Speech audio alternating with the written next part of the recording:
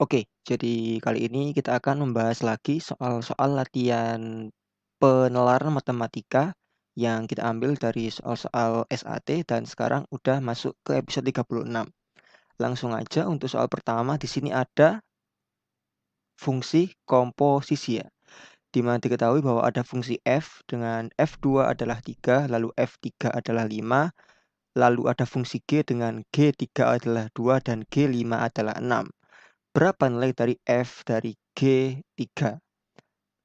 Ingat konsep fungsi komposisi seperti ini, kita tinggal gantikan aja kan ya. Kita tahu bahwa apa? Tuliskan dulu f G3 itu sama dengan G3 di sini kan 2. Sehingga f dari G3 adalah F2. Nah, F2 kita tahu berapa? 3. Sehingga f dari G3 itu adalah 3 atau yang B. Cukup mudah untuk soal fungsi komposisi. Kita lanjutkan nomor 2. Selanjutnya nomor 2. Persamaan di atas adalah lingkaran pada bidang XY. Berapa jari-jari lingkaran ini? Oke, kita tahu bahwa persamaan lingkaran dengan pusat di A, B dan jari-jari R itu diberikan oleh persamaan X minus A kuadrat ditambah Y minus B kuadrat sama dengan R kuadrat. Ada juga persamaan yang dijabarkan gitu ya. Jadi ini kan dia belum dijabarkan, dijabarkan ada lagi. Cuman kita nggak harus hafal rumus yang kedua itu, cukup pakai yang pertama aja. Lalu gimana caranya kalau yang diberikan itu nggak seperti ini bentuknya? Caranya adalah kita gunakan konsep melengkapkan kuadrat sempurna. Kuadrat sempurnanya bagaimana? Ya ini, kayak x min a kuadrat y min b kuadrat, atau secara umum adalah gini.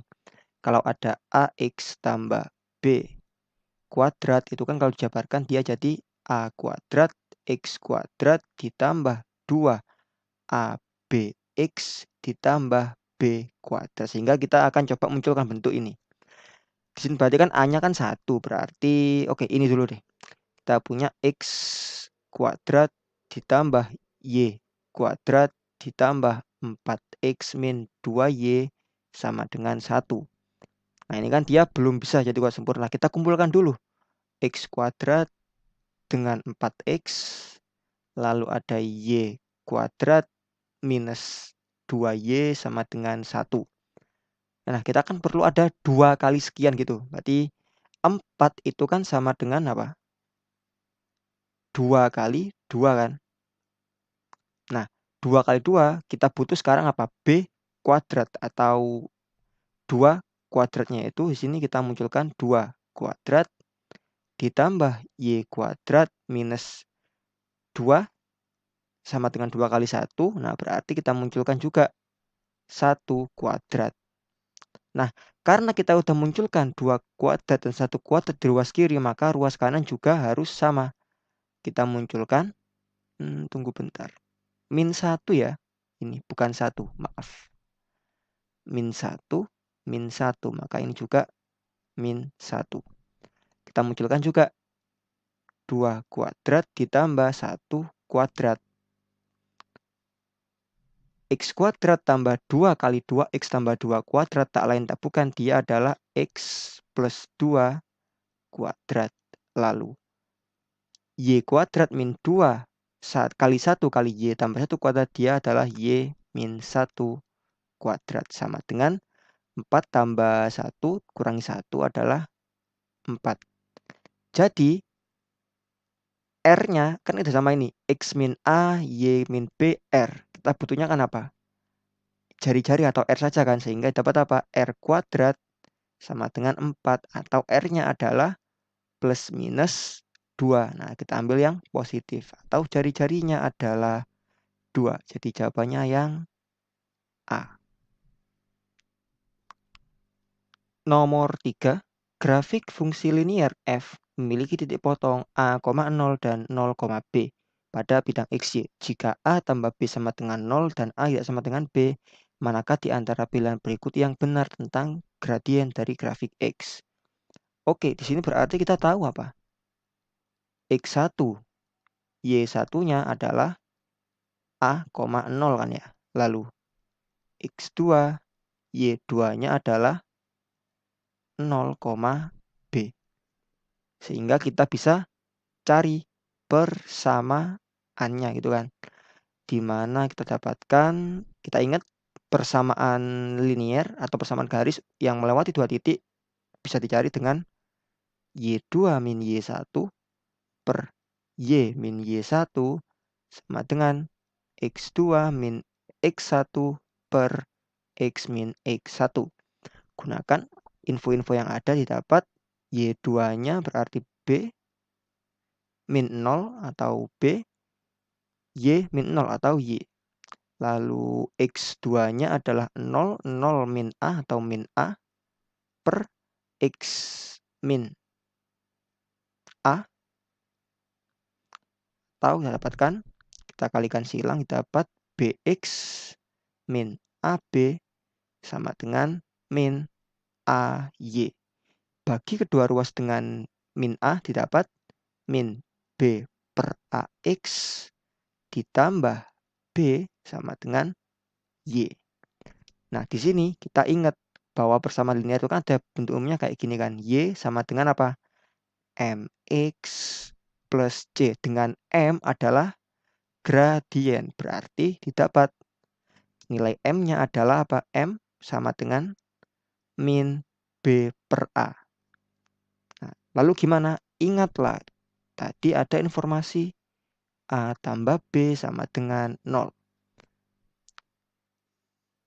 Kalau A tambah B sama dengan 0, maka ini bisa dinyatakan sebagai A sama dengan min B atau B sama dengan minus A. Sehingga kalau kita lakukan proses substitusi ke persamaan ini dapat apa? Kalau yang ini misalnya berarti M sama dengan, kalau A sama dengan min B berarti min B per min B atau 1. Kalau yang ini juga sama, B sama dengan min A berarti min dari min A per A atau sama dengan 1. Jadi gradiennya 1. Dalam hal ini yang benar adalah gradiennya positif atau yang A. Nomor 4. Diketahui Y sama dengan 3 dan Y sama dengan AX kuadrat tambah B. Pada sistem persamaan di atas, A dan B adalah konstanta. Berapa nilai A dan B agar sistem berikut memiliki tepat dua solusi real? Oke, di sini kita punya sistem persamaan linier dengan kuadrat, di mana cara mengerjakannya adalah kita samakan atau dapat 3 sama dengan AX kuadrat tambah B atau 0 sama dengan AX kuadrat ditambah B minus 3. Nah, sistem persamaan kuadrat itu dia punya dua solusi real ketika apa? Kita harus gunakan konsep diskriminan, di mana jika nilai D lebih dari 0, maka PK punya dua solusi real. Kalau dia sama dengan 0, maka satu solusi real. Kalau dia kurang dari 0, maka dia tidak ada solusi realnya. Sehingga kita perlu cari diskriminan dari bentuk ini. Diskriminan itu adalah B kuadrat min 4AC kan ya. Nah, bentuk persamaan kuadrat ini di mana nilai A-nya adalah A, lalu C-nya adalah B min 3 dan nilai B-nya sendiri adalah 0. Di mana ini tuh bentuk umum persamaan kuadrat ya, yang Y sama dengan AX kuadrat tambah BX tambah C. Kalau lupa, saya ingatkan lagi. Kembali lagi ke sini. Nah, kita butuhnya apa? D-nya lebih dari 0. Berarti B kuadrat min 4AC itu harus lebih dari 0. B kuadrat, 0 kuadrat berarti min 4 dikali A-nya adalah A, lalu ada B min 3. Gini, lebih dari 0. Atau dapat apa? Min, kita bagi kedua ruas dengan min 4, didapat apa? AB min 3A. Hati-hati, kita telah membagi dengan bentuk negatif, sehingga tandanya kita balik. Nah, kita punya AB min 3A kurang dari 0. Nah, yang mana dari keempat pilihan ini yang memenuhi ini? Kalau yang A, misal A-nya min 2, B-nya 2, berarti min 2 kali 2 min 4, lalu dikurangi 3 kali min 2, dia berapa? Min 4, ini plus 6, 2. Salah ya. Lalu kalau yang ini min 2 kali 4 min 8, lalu ada min 3 dikali min 2. Min 8 tambah 6 min 2. Nah, ini memenuhi ya. Jadi jawabannya adalah yang B. Nomor 5. Gambar di atas menunjukkan segi 6 beraturan dengan panjang sisi A dan persegi dengan panjang sisi A. Jika luas segi 6-nya adalah 384 akar 3 inci kuadrat, berapa luas dari persegi? Oke, gambar ini karena ya kita nggak semua orang hafal rumus luas segi 6, kita perlu lakukan sedikit manipulasi seperti berikut. Nah, jadi kita tarik garis seperti ini. Nah, didapat apa? Bahwa ini kan sama dengan apa sisinya? A kan ya. Maka ini juga A. Nanti ini juga A. Ini juga A, ini juga A. Nah, di sini kita dapat apa? Kita dapat bahwa segi 6 tak lain tak bukan L segi 6 LS6 gitu aja ya. Dia tak lain tak bukan adalah apa? 6 kali apa? Luas segi 3 sama sisi ini kan ya. Dimana kalau kita punya segitiga sama sisi,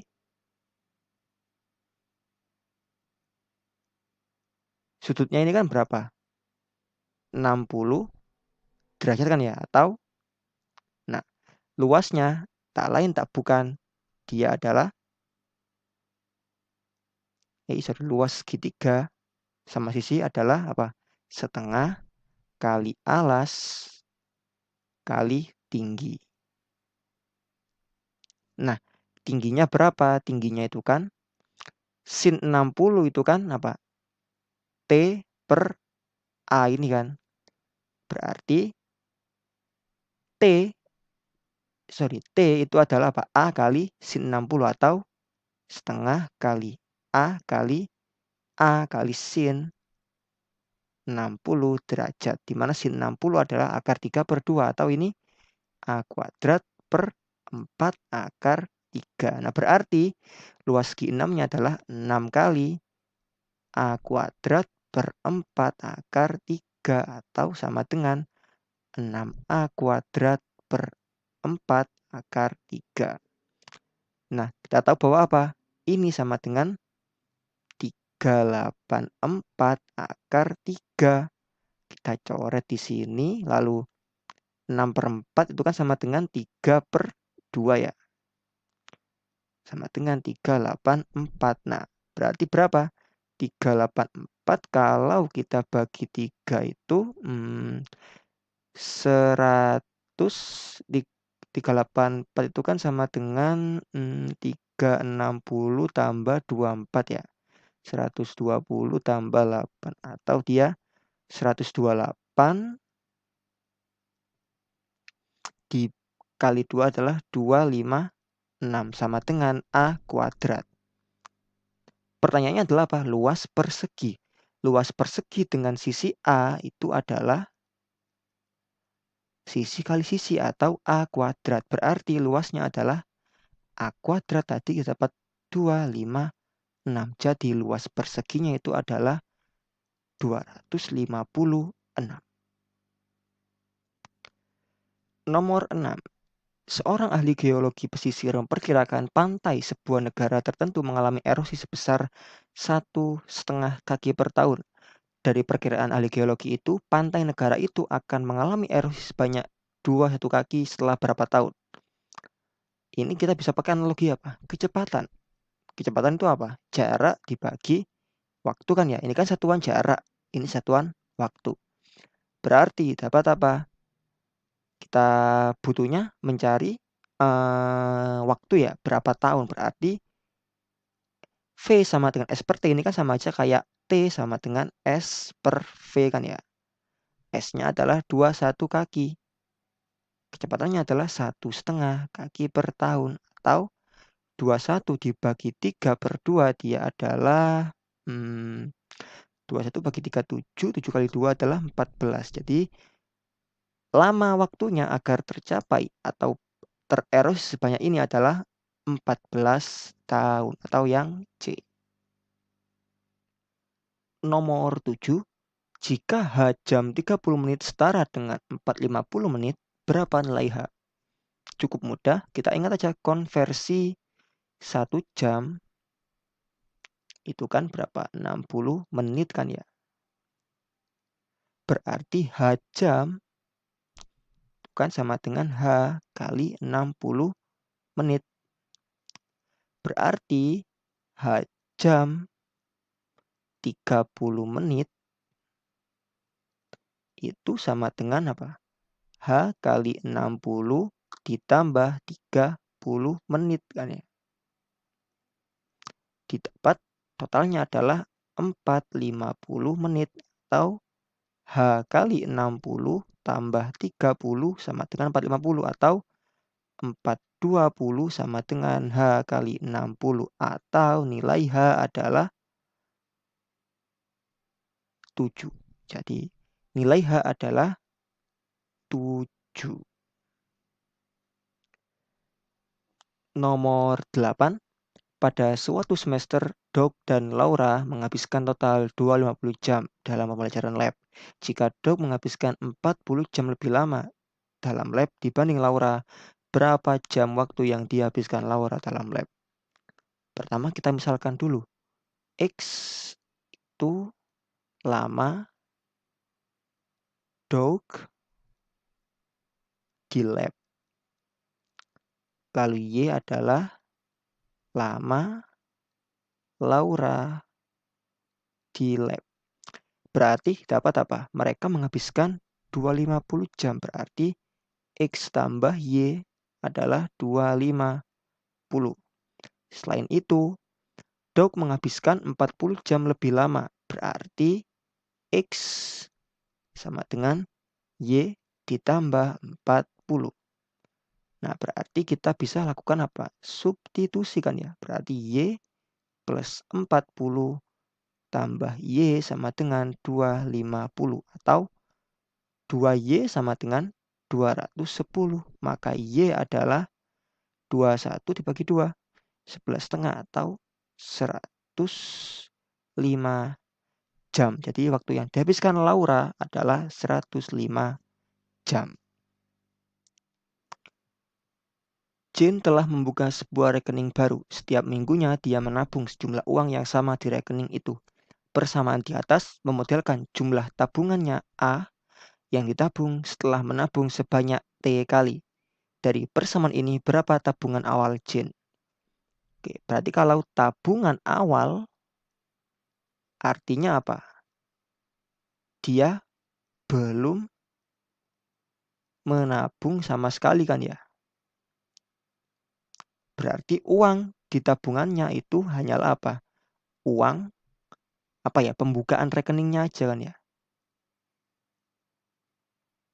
Nah, ketika belum menabung, maka nilai T-nya, ingat tadi T apa? T adalah banyak dia menabung. Berarti ketika belum menabung, maka T-nya adalah 0.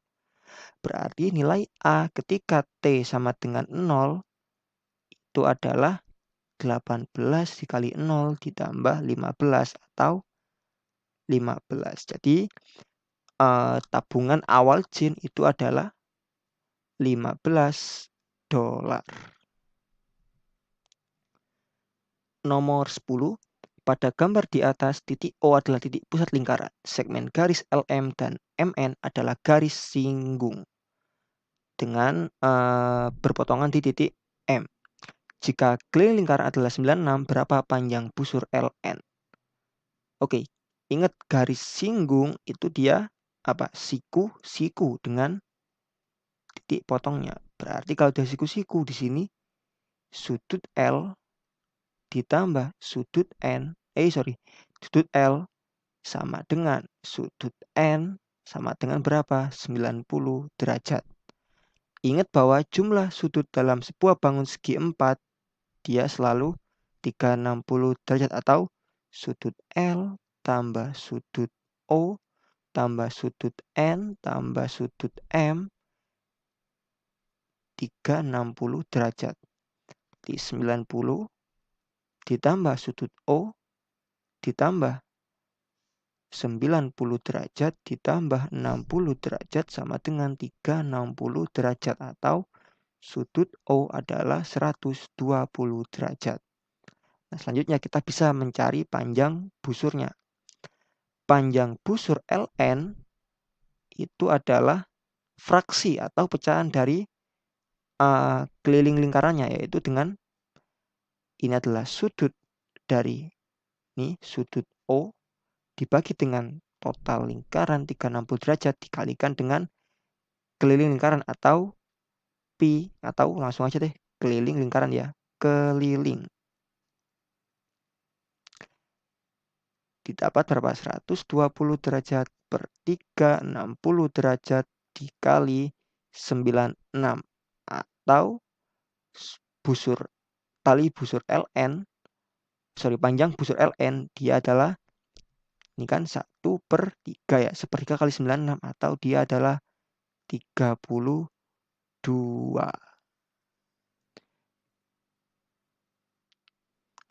Selanjutnya ada informasi berikut. Seorang ahli botani membudidayakan spesies tanaman langka pada lingkungan terkendali. Saat ini memiliki 3.000 tanaman. Populasi tanaman ini diharapkan tumbuh pada tahun N next year dapat diperkirakan dari jumlah tanaman saat ini and this year dengan persamaan di bawah. Jadi ini banyak tanaman tahun depan itu sama dengan banyak tanaman sekarang ditambah 0,2 kali tanaman sekarang dikali 1 min tanaman sekarang per K, dengan K itu adalah batas jumlah tanaman yang dapat tumbuh pada lingkungan itu. Dari rumus ini, berapa jumlah tanaman 2 tahun dari sekarang jika K sama dengan 4.000? Kita anggap misal tanaman sekarang itu N 0 ya. Ini sekarang. Berarti kita bisa cari misal N1 adalah 1 tahun mendatang atau next year. Berarti dapat apa? N1 sama dengan N0 ditambah 0,2 N0 dikali 1 min N0 per K. Tahun ini sekarang punya 3.000. Berarti 3.000 dikali tambah 0,2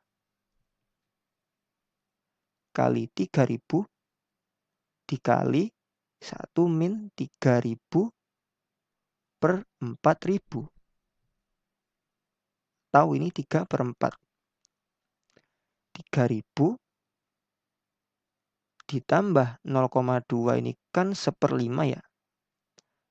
Dikali 3.000, 1 min 3/4 adalah 1/4. Atau 3.000 dibagi 5 itu 600 dibagi 4 150 atau totalnya adalah 3.150. Nah, tapi ingat ini kan baru tahun pertama, yang diminta itu 2 tahun setelahnya. Berarti dari N2 adalah N1 tambah 0,2 N1 kali 1 minus N1 per K, atau dia adalah 3.150 ditambah 0,2 kali 3.150 dikali 1 minus 3150 per 4000.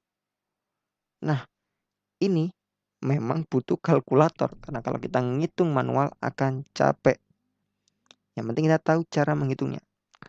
Oke, di sini biarkan 3150. Oke, kita hitung bagian belakangnya dulu mungkin. 1 dibagi ini 315 per 400. 315 dibagi 400, dia adalah 0,7875. Berarti kalau kita kurangin 1, didapat 0,2125. Berarti 0,2 kali 3150 dikali 0,2125. Ini kita kalikan dengan 3150, didapat 31 bentar. Kita punya 0,2125. Kita kaliin dengan 3150. Kita kaliin lagi dengan 0,2. Didapat 135,45. Berarti ini 3150 ditambah 135,45 atau didapat 328,5,45 atau 32, yang paling dekat adalah 328, 4 ini yang paling dekat ya. Jadi jawabannya adalah yang B atau 3284. Nomor 12 masih dengan info yang sama. Sekarang ahli botani ingin meningkatkan jumlah tanaman yang bisa tumbuh pada lingkungan terkendali itu. Sehingga populasi tanamannya bisa bertambah semakin cepat. Targetnya itu adalah dari 3000 tahun ini menjadi 3360 tahun depan. Kalau tadi kan nggak langsung, tadi kan 31 berapa gitu ya. Dia pinginnya itu langsung dari setahun itu ada 3360. Maka berapa nilai K-nya agar bisa tumbuh seperti ini? Kita tinggal gunakan rumusnya ini, yaitu 3360 sama dengan 3000 ditambah 0,2 kali 3000 dikali 1 minus 3000 per K yang mau kita cari. Kurangkan kedua ruas dengan 3000 dapat 360. 3000 dikali 0,2 dia adalah 600 dikali 1 minus 3000 per K. Bagi kedua ruas dengan 60 atau dapat, kalau ini kita bagi 60, berarti kan didapat berapa? 60 ya. Ini dapat 10, berarti 60 per 10.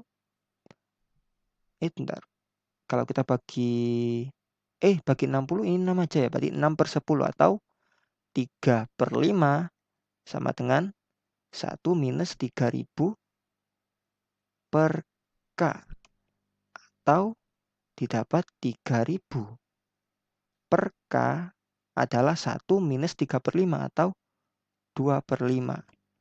Jadi nilai K-nya adalah 3000 dikali 5, 15.000 dibagi 2 atau 7.500. Jadi nilai K atau jumlah tanaman yang dapat tumbuh pada lingkungan terkendalinya harus dimodifikasi agar dia bisa mencapai 7.500.